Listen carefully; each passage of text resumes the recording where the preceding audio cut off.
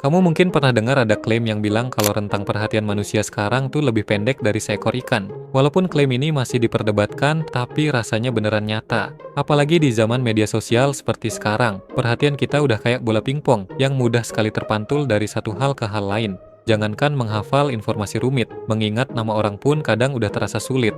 Banyak dari kita yang menghadapi masalah ini, jadi kamu nggak perlu khawatir. Ini terjadi bukan karena otak kita yang malas atau memori kita yang buruk. Sebenarnya otak kita itu luar biasa hebat, namun karena kebiasaan yang buruk, jadinya otak kita tak terlatih. Ibaratnya kita punya komputer yang super canggih, tapi digunain cuma buat main Zuma aja. Padahal masih banyak potensi besar yang bisa digali.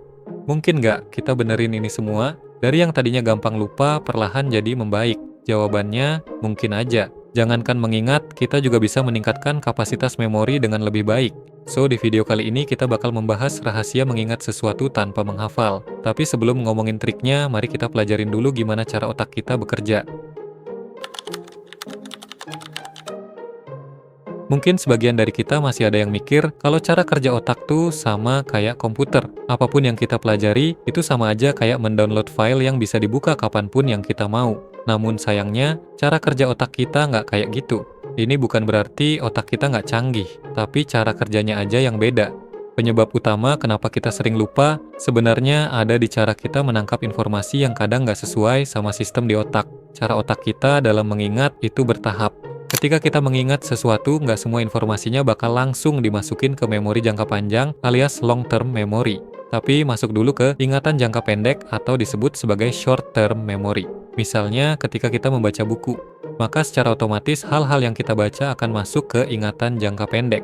Selanjutnya, ingatan ini akan disaring oleh yang namanya working memory. Di sini, ingatan tersebut akan diproses kembali, apakah akan langsung dibuang atau dipindahkan ke ingatan jangka panjang. Nah, untuk memindahkan ingatan ke memori jangka panjang, itu nggak gampang, kecuali kita mengalami experience yang sangat berkesan atau traumatis. Namun, untuk hal-hal yang dianggap biasa, kayak materi pelajaran, aktivitas sehari-hari, atau lain semacamnya, itu perlu pengulangan secara terus-menerus agar beneran bisa nempel. Contoh simpelnya gini, misalnya kamu pergi ke suatu tempat baru menggunakan Google Maps. Untuk sampai ke tujuan, otakmu akan menyimpan peta jalan yang ditelusuri ke ingatan jangka pendek. Jika kamu pergi ke sana hanya satu kali seumur hidup, maka otomatis working memory akan menghapus riwayat perjalanan tersebut, karena otak kita ngerasa kalau informasinya udah nggak dibutuhkan lagi. Namun, jika besoknya kamu melewati jalan yang sama secara terus-menerus, maka working memory akan secara perlahan memindahkan ingatan perjalanan ini ke memori jangka panjang. Sehingga pada satu waktu, kamu nggak memerlukan Google Maps lagi untuk pergi ke lokasi yang sama. Inilah yang juga menjadi alasan kenapa kita gampang banget mengingat gosip-gosip di sosial media, tapi justru kita gampang lupa sama materi di sekolah. Alasannya ya karena ingatan tentang gosip ini sering banget kita akses, baik sengaja maupun tidak. Ketika buka sosmed ketemu gosip, buka berita isinya gosip, bahkan ngobrol sama teman pun kadang bahasnya juga gosip. Jadi, informasi ini tuh mudah banget nempelnya. Ini berbanding terbalik dengan pelajaran di sekolah. Rumus-rumus matematika, prinsip ekonomi, atau unsur kimia. Itu cuman kita pikirin pas mau ujian aja. Inilah yang menyebabkan kenapa kita sering lupa sama materi atau pelajarannya. Nah, udah paham kan gimana cara kerja otak kita dalam mengingat sesuatu? Sekarang kita lanjut membahas tips yang sebenarnya. Sebagian besar dari kita mungkin pernah meng-highlight, menstabilo, atau menyoroti suatu kalimat sampai halaman buku mirip pelangi. Ini rasanya produktif banget kan? Tapi nyatanya, kegiatan ini hanyalah aktivitas semu. Cara ini kurang efektif untuk benar-benar mengingat informasi. Karena menyorot suatu kalimat, itu cuma memberi ilusi singkat agar otak merasa bahwa kita udah belajar. Namun sebenarnya, ini kurang efektif. Untuk benar-benar mengingat, kamu perlu melakukan active recall atau mengingat secara aktif. Active recall sederhananya adalah proses mengingat suatu informasi tanpa melihat sumber aslinya. Caranya, setelah selesai mempelajari sesuatu, tutup bukunya. Lalu coba pikirkan apa yang barusan kamu pelajari. Tantang dirimu untuk menulis ulang ide utama atau poin-poin dari materi tersebut menggunakan kalimatmu sendiri tanpa takut dianggap salah. Bila perlu, tambahkan sentuhan personal. Tambahkan elemen yang dekat denganmu, misalnya ketika kamu membaca suatu teori, bayangin kalau kamu berada di situasi itu. Intinya, kamu bisa menggunakan imajinasi untuk membuat informasinya terasa hidup. Proses ini bakal ngasih kesempatan ke otak untuk bekerja lebih keras, yang pada akhirnya akan menguatkan ingatan kita. Dengan cara ini pula, kita nggak cuma mengingat aja, tapi juga menghubungkan informasi itu dengan hal-hal lain yang relevan. Inilah salah satu rahasia terbesar dari orang yang cerdas. Mereka pasti sering melakukan active recall ini, walaupun mungkin mereka nggak tahu namanya. Pernah dengar istilah forgetting curve? Forgetting curve merupakan kurva yang menjelaskan kenapa setiap kali kita belajar sesuatu, otak kita cenderung akan melupakannya seiring berjalannya waktu. Mungkin hari ini kita udah banyak belajar, tapi besoknya langsung lupa. Nah, untuk mengatasi masalah ini, kamu bisa menggunakan teknik spaced repetition atau pengulangan berjeda. Caranya, saat kamu belajar sesuatu, ulangi informasinya beberapa kali di hari yang sama. Kemudian, review kembali di hari-hari berikutnya dengan durasi yang lebih singkat.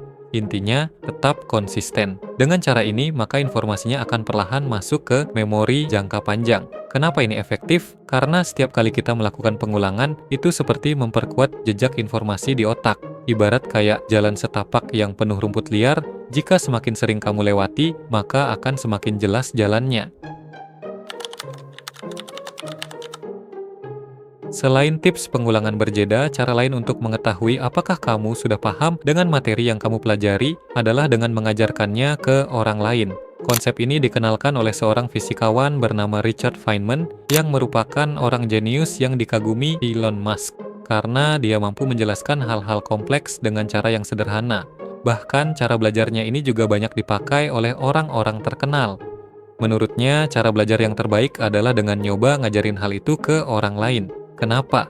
Karena dengan mengajari orang, otak kita dipaksa untuk berpikir dan ngerapihin informasi agar orang lain bisa mengerti. Sehingga cara ini bisa membuat pemahamanmu terhadap suatu materi jadi lebih solid lagi. Metode ini sangat-sangat bagus, tapi sayangnya nggak diajarkan di sekolah. Bahkan dalam konsep Cone of Learning atau tingkatan belajar. Cara ini menempati peringkat pertama dari semua metode belajar yang ada. Jadi cara ini udah paling top tiernya. Untuk menerapkan metode ini, kamu bisa mulai dulu dari memilih topik, materi, atau rumus apa yang ingin kamu pelajari. Setelah itu, coba pahami materi tersebut semaksimal mungkin, kemudian coba jelasin ulang ke orang lain, bisa ke anak-anak, teman, atau jelasin ke diri sendiri di depan cermin.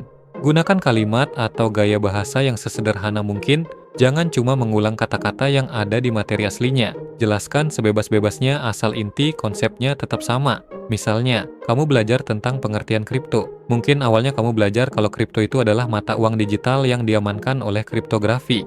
Mata uang ini bekerja pada teknologi terdesentralisasi yang disebut blockchain, yang berfungsi sebagai buku besar publik yang tidak dapat diubah.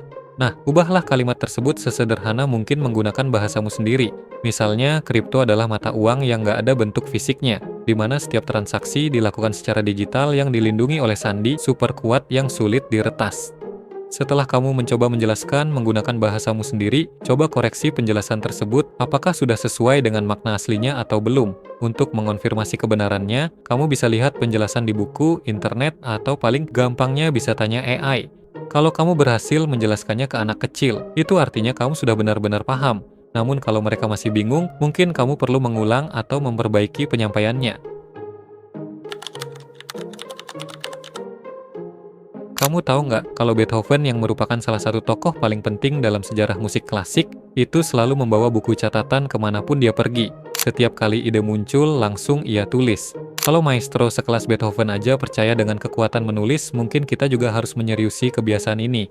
Aku juga tahu kalau menulis dengan pena dan kertas itu terkesan kuno, tapi usahain coba dulu sebelum komen. Karena salah satu perusahaan terbesar di dunia yang namanya Amazon, mereka itu ngelarang yang namanya presentasi kayak anak sekolah. Justru mereka mewajibkan setiap karyawannya untuk mempersiapkan materi yang dicatat di buku tulis setiap kali ingin rapat. Menulis itu ibaratnya kayak olahraga, tapi ini bukan untuk tubuh, tapi otak. Dengan menuliskan apa yang kamu baca atau pelajari, kamu membantu otak untuk memilah mana informasi yang penting dan mana yang cuma kosmetik. Selain itu, aktivitas menulis juga membuat otak kita membangun koneksi baru antar saraf. Jadi, setiap kali ada informasi yang masuk, infonya nggak cuma numpang lewat di kepala, tapi benar-benar meresap ke otak. Apakah artinya setiap informasi yang masuk harus ditulis? Ya enggak. Balik lagi ke motivasi dan kebutuhan masing-masing. Kalau menurutmu suatu materi itu menarik atau penting, maka tulis saja biar nggak lupa. Lalu gimana caranya biar kita menulis dengan efektif? Caranya mirip-mirip seperti tips sebelumnya, yaitu ringkas dengan kata-katamu sendiri dan jangan cuman copy-paste dari buku. Cara ini akan membantu otak kita memahami konsepnya, jadi nggak cuma sekedar menghafal aja. So, jadikan menulis sebagai bagian dari rutinitas harian ya. Nggak perlu panjang-panjang kok. Yang penting kamu tuangkan ide yang kamu anggap menarik melalui bentuk tulisan. Sering lupa akan sesuatu itu bukan tanda bahwa kita bodoh atau otak kita rusak. Ini hanyalah cara otak bekerja dengan menyaring mana informasi yang penting dan yang tidak. Setelah menonton video ini, harapannya kamu jadi sadar bahwa kamu punya kendali untuk mengatasi masalah ini. Kamu cukup kombinasikan trik-trik yang barusan kita bahas. Pertama, lakukan active recall atau mengingat secara aktif. Kedua, lakukan pengulangan berjeda. Ketiga, ajarkan ke orang lain. Dan terakhir, akuisisi kebiasaan menulis. Dengan menerapkan itu semua, kamu akan punya kemampuan mengingat yang jauh lebih kuat dari rata-rata orang kebanyakan. Dan kalau kita konsisten menerapkan cara ini, gak cuma ingatan aja yang membaik, tapi juga cara kita belajar secara keseluruhan. Dan pastinya, IQ kita juga akan ikut terasah. Karena dengan mempelajari banyak hal baru dan bisa menghubungkannya dengan hal-hal lain yang relevan, kita akan tumbuh jauh lebih cerdas. Sekian video kali ini, dan semoga bermanfaat. Menurut riset dari University of London, menggunakan mind map ketika mempelajari sesuatu dapat meningkatkan kapasitas memori sebesar 24%.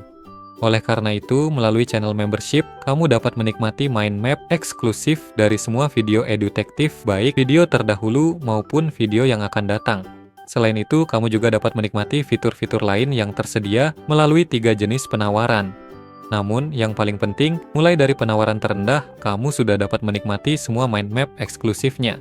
Dan sebagai tambahan, dengan berlangganan membership, kamu juga mendukung channel UMKM ini untuk terus berkembang dan membuat kami lebih semangat untuk melakukan riset mendalam terkait topik edukasi, teknologi, dan produktivitas. Sehingga pada akhirnya Edutektif dapat menghasilkan konten-konten lain berkualitas tinggi.